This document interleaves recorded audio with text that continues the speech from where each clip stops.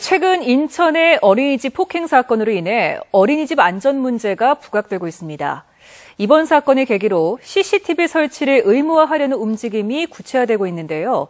경찰이 전국의 어린이집을 한 달 안에 전수조사를 하겠다고 나서 당장 현실성 없는 생색내기란 비판이 나오고 있습니다. 또 대구에는 국공립 유치원이 너무 부족해 학부모들의 불안이 더 크다고 합니다.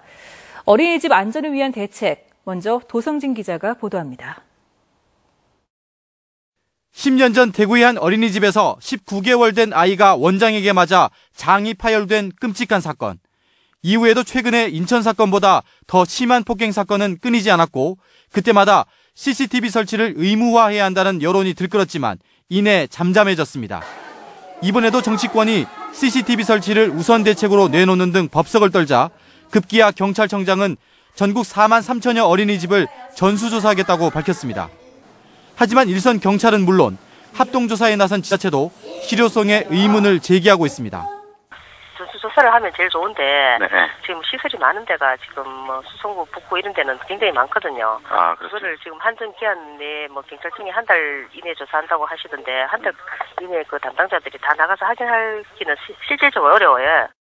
현재 논의되고 있는 CCTV를 의무화한다든지 경찰이 전수조사를 해서 밝혀낼 수 있는 문제가 아닙니다. 이것을 가능하게 하는 건 사실은 서비스의 질을 높일 수 있는 돌봄 서비스를 중시하는 어떤 인식의 제고일 것이고요. 이런 인식은 국가의 재정 투입으로 뒷받침될 필요가 분명히 있습니다.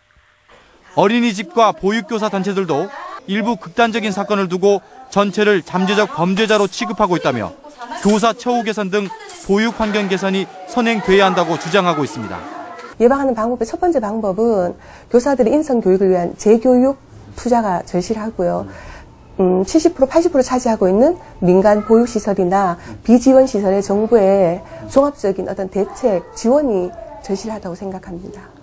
현장에선 CCTV 의무 설치나 실태조사 같은 사후 조치보단 보다 근본적인 대책 마련을 요구하고 있습니다. 대표적인 게 공공보육의 확대일 텐데요. 우리 공공보육의 현실은 어떤지 이어서 권윤수 기자가 보도합니다. 지금까지 어린이집 아동 학대 사건은 상대적으로 정부 지원이 열악한 민간 어린이집에서 더욱 자주 발생했습니다. 그래서 학부모들이 국공립 어린이집을 선호하는 편인데 국공립은 보육교사의 대우가 비교적 좋아 근속교사들이 많고 보육의 질도 훨씬 우수하다고 보기 때문입니다. 민간 어린이집은 비용이 아무래도 국공립보다는 비용이 세죠. 그러나 대구의 국공립 어린이집 비율은 2013년 기준 2.4%로 서울 11.1, 부산 8, 인천 5.5%와 비교해 훨씬 적고 1.6%인 대전과 함께 전국 최저 수준입니다. 서울시는 올 한 해만 국공립 어린이집 150곳을 확충하는 것을 비롯해 4년 동안 1,000곳을 더 확보하겠다고 밝혔지만 대구시는 올해 고작 7곳을 늘리기로 했습니다. 공보육 인프라를 위해서 국공립 확충을 하는데 민간 보육의 품질을 향상시키면서 이제 국공립을 확충해 나가자. 자세히 들여다보면 이마저도 기대 효과가 크지 않습니다.